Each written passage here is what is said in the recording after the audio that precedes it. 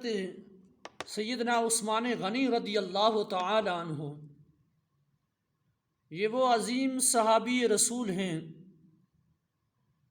جنہیں جناب سیدنا صدیق اکبر رضی اللہ تعالی عنہ نے اسلام کی دعوت دی، تو آپ نے دعوت اسلام کو قبول کیا اور نبی کریم صلی اللہ علیہ وآلہ وسلم کی غلامی کا طوق گلے میں ڈالا۔ سامعین ذی وقار، جس دور میں عثمان غنی رضی اللہ تعالی عنہ نے اسلام قبول کیا، وہ دور اسلام کے لیے انتہائی نازک ترین دور تھا، اسلام کا ابتدائی دور تھا، کفر اپنے عروج پر تھا، ظلم عروج پر تھا۔ جو شخص بھی اسلام کی دعوت کو قبول کرتا تو اس شخص کے رشتہ دار، قبیلے والے اسے اذیتیں اور تکلیفیں پہنچاتے۔ یہی سیدنا عثمان غنی رضی اللہ تعالیٰ عنہ کے ساتھ بھی ہوا۔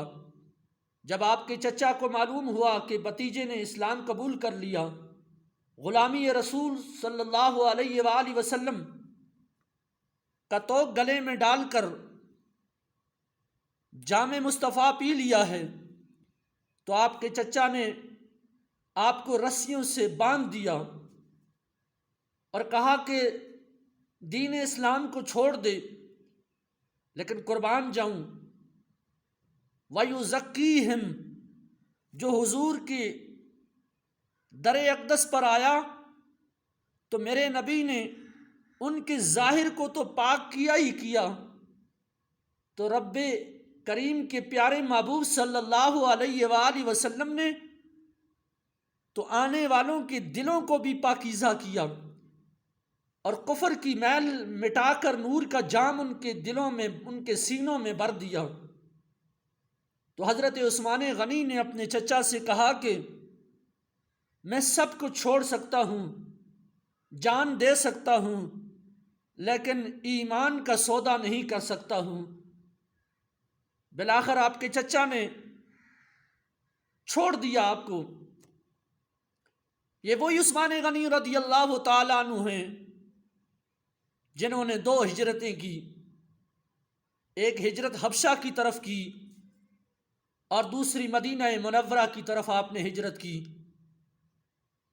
یہ وہی عثمان غنی رضی اللہ تعالیٰ عنہ ہیں کہ جن کے بارے میں سرکار دو عالم صلی اللہ علیہ وآلہ وسلم نے فرمایا کہ حضرت لوط علیہ نبینا والسلام کے بعد اگر کسی شخص نے اپنے آل و عیال کے ساتھ ہجرت کی تو وہ میرا یہ عثمان ہے۔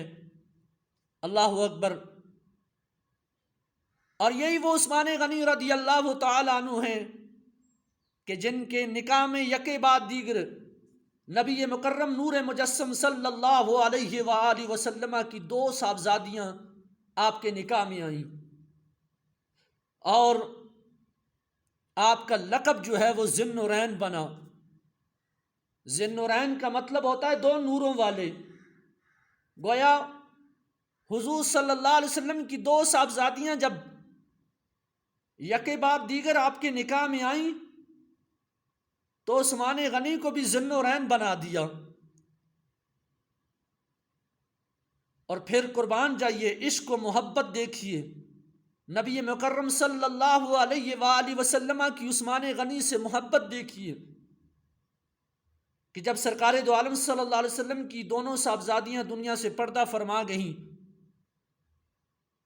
تو میرے مصطفیٰ کریم صلی اللہ علیہ وسلم نے فرمایا کہ اگر تاریخ الخلفاء کے اندر ہے کہ پیارے نبی صلی اللہ علیہ وسلم نے فرمایا کہ مجھے عثمان سے اتنا پیار ہے، اگر میری 40 بیٹیاں بھی ہوتی تو میں یکے بعد دیگرے حضرت عثمان غنی رضی اللہ تعالیٰ کے نکاح میں دیتا۔ اور عثمان غنی رضی اللہ تعالیٰ کا عشق بھی دیکھیے کہ جس ہاتھ سے مصطفیٰ کریم صلی اللہ علیہ وسلم کے ساتھ مصافحہ کیا، جو ہاتھ حضور صلی اللہ علیہ وسلم کے جسم اقدس سے مس ہوا، تو حضرت عثمان غنی رضی اللہ تعالیٰ عنہ نے ساری زندگی اس ہاتھ کو ناپاک نہیں ہونے دیا، یہ عشق مصطفیٰ صلی اللہ علیہ وآلہ وسلم عثمان غنی رضی اللہ تعالیٰ عنہ کا تھا۔ سامعین ذی وقار کون عثمان غنی؟ ذن و رین عثمان غنی، سخاوت کے دریا عثمان غنی۔ کون عثمان غنی؟ اللہ اکبر، داماد رسول، بلکہ دوہرے داماد رسول عثمان غنی رضی اللہ تعالیٰ عنہ ہیں۔ اور عثمان غنی رضی اللہ تعالیٰ عنہ یہ وہ عظیم ہستی ہیں، وہ عظیم صحابی رسول ہیں، خلیفہ سوم ہیں، کہ جن کے بارے میں نبی مکرم صلی اللہ علیہ وآلہ وسلم نے فرمایا کہ عثمان تم نے اللہ کی راہ میں اتنا دے دیا ہے کہ اب تم کوئی نفلی عمل نہ بھی کرو تو تب بھی تمہارے لیے کوئی گناہ نہیں ہے، کیونکہ تم نے جنت خرید لی ہے۔ اللہ اکبر۔ مدینہ کے اندر جب یہودیوں کے قبضے میں جو کنواں تھا، جہاں مسلمانوں کو پانی نہیں پینے دیا جا رہا تھا، نبی پاک صلی اللہ علیہ وسلم نے فرمایا جو اس کنویں کو خریدے گا میں اس کو جنت کی ضمانت دیتا ہوں۔ تو حضرت عثمان غنی نے وہ کنواں خرید کر مصطفیٰ کریم صلی اللہ علیہ وسلم کی بارگاہ میں آ کر عرض کی، یا رسول اللہ، اگر کوئی شخص اس کنویں کو خریدے تو آپ کی بات وہی ہے کہ آپ نے کہا کہ اسے میں جنت کی ضمانت دیتا ہوں، تو کیا ایسا ہی ہے؟ تو سرکار دو عالم صلی اللہ علیہ وسلم نے فرمایا ہاں۔ تو حضرت عثمان غنی نے کہا، یا رسول اللہ، میں نے وہ کنواں خرید لیا ہے اور میں مسلمانوں کے لیے اسے وقف کر رہا ہوں۔ اللہ اکبر۔ پھر کئی ایسی جنگوں کے اندر جب میدان جہاد کے لیے سامان کی ضرورت پیش آئی تو حضرت عثمان غنی پیش رہے، اپنی دولت کو رائے خدا میں قربان کر کے غنی ہونے کا لقب پایا، اور شرم و حیا کی، اللہ اکبر، شرم و حیا کا یہ مقام تھا کہ میرے مصطفیٰ کریم صلی اللہ علیہ وآلہ وسلم بی بی سیدہ عائشہ صدیقہ رضی اللہ تعالیٰ عنہ کی حجرہ مبارک پر آپ ٹیک لگائے بیٹھے ہوئے تھے کہ دروازے پر دستک ہوئی، پوچھا کون؟ تو آواز آئی کہ ابا بکر صدیق۔ تو نبی پاک صلی اللہ علیہ وسلم نے فرمایا آ جائیں۔ ایک روایت کے اندر آتا ہے کہ نبی پاک صلی اللہ علیہ وسلم کی تہ بند جو تھی وہ آپ کی پنڈلیوں سے تھوڑی اوپر تھی، اور ایک روایت کے اندر آتا ہے کہ نبی پاک صلی اللہ علیہ وسلم کا جبہ مبارک، کرتا مبارک اترا ہوا تھا۔ تو تھوڑی دیر گزری، پھر دروازے پر دستک ہوئی تو پوچھا من بالباب، کون ہے؟ تو جواب آیا کہ عمر فاروق رضی اللہ تعالی عنہ ہوں۔ تو اللہ کے نبی صلی اللہ علیہ وسلم نے آنے کی اجازت دی۔ تھوڑی ہی دیر گزری، جب پھر دروازے پر دستک ہوئی تو پوچھا گیا کون؟ تو باہر سے آواز آئی عثمان بن عفان ہوں۔ تو مصطفیٰ کریم صلی اللہ علیہ وسلم نے فرمایا ٹھہر جائیں۔ بی بی سیدہ عائشہ صدیقہ رضی اللہ تعالی عنہ فرماتی ہیں کہ حضور صلی اللہ علیہ وسلم نے اپنے لباس کو سمیٹا، اور ایک روایت میں کہ آپ نے اپنا کرتا مبارک پہن کر بیٹھ گئے، اور حضرت عثمان غنی کو آنے کی اجازت دی۔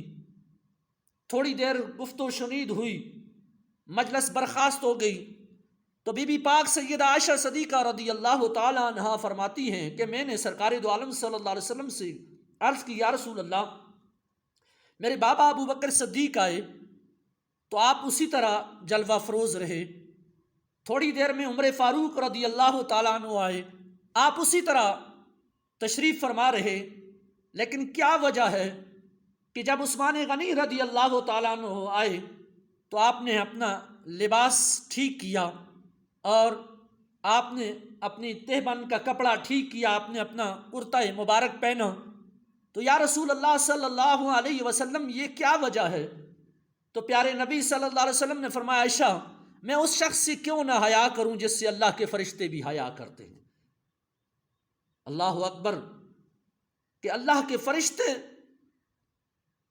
اللہ سے حیا کرتے ہیں یا اللہ کے رسول سے حیا کرتے ہیں، اور پھر کائنات میں اگر کوئی ہستی ہے تو وہ مصطفیٰ کریم صلی اللہ علیہ وسلم کے پیارے صحابی حضرت عثمان غنی رضی اللہ تعالی عنہ ہیں کہ جن سے اللہ کے فرشتے بھی حیا کرتے ہیں۔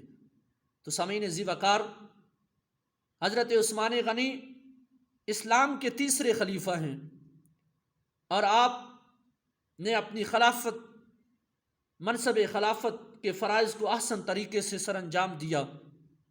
اور ایک روایت میں آتا ہے کہ 12 ذو الحج، اور ایک روایت میں آتا ہے کہ 15 ذو الحج، اور ایک روایت میں آتا ہے کہ ایام تشریق کے دنوں میں، اور ایک روایت میں آتا ہے کہ 18 ذو الحج کو آپ نے جام شہادت نوش فرمائی۔ اللہ سے دعا ہے اللہ تعالی صحابہ اکرام کی سچی محبت اور سچی غلامی ہمارے دلوں میں پیدا فرمائے، اور صحابہ اکرام کے طریقوں پر چلنے کی اللہ تعالی ہمیں توفیق عطا فرمائے۔ وما توفیقی الا باللہ العلی العظیم۔